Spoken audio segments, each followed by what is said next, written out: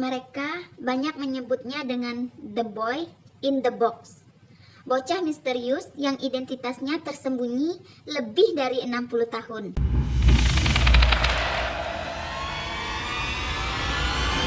Sampai sekarang, orang masih bertanya-tanya, siapa yang tega memasukkan bocah ke dalam kotak dan meninggalkannya di hutan?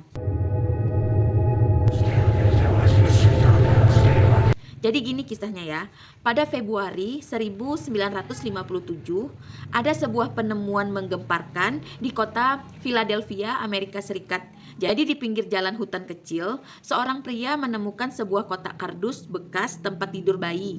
Saat pria itu membuka, benaran bikin dia kaget, bulu kuduk merinding. Jadi yang ditemukan dalam kardus bekas itu adalah jasad seorang anak laki-laki tanpa identitas. Hanya berbalut selimut tipis, tubuhnya penuh luka dan lebam, menunjukkan tanda-tanda kekerasan. Polisi berusaha mencari tahu siapa anak itu. Fotonya disebar ke publik, bahkan dimasukkan ke rekening listrik agar semua warga bisa melihat. Namun, nggak ada satupun orang yang mengenali bocah itu. Kemudian, bocah ini dijuluki The Boy in the Box, anak tanpa nama yang nasibnya tragis. Kasus ini menjadi misteri kriminal paling terkenal di Amerika, sebab selama puluhan tahun identitas anak ini tidak pernah terungkap. Begitu juga siapa pelakunya. Berbagai teori muncul. Ada yang bilang anak ini korban adopsi yang gagal, ada juga yang mengatakan korban perdagangan anak, bahkan ada yang mengatakan anak ini dari keluarga kaya yang sengaja ditutup-tutupi agar keluarganya ini nggak malu.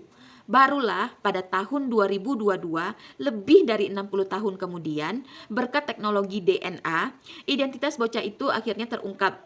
Joseph Augustus Zarelli, anak berusia 4 tahun. Namun, meski nama aslinya kini diketahui, misteri siapa yang mengakhiri hidupnya dengan begitu kejam masih menyisakan tanda tanya besar. Hingga kini, kisah The Boy in the Box tetap menjadi pengingat betapa rapuhnya masa kecil, sekaligus simbol harapan bahwa kebenaran, meski tertunda puluhan tahun, suatu saat akan terkuak.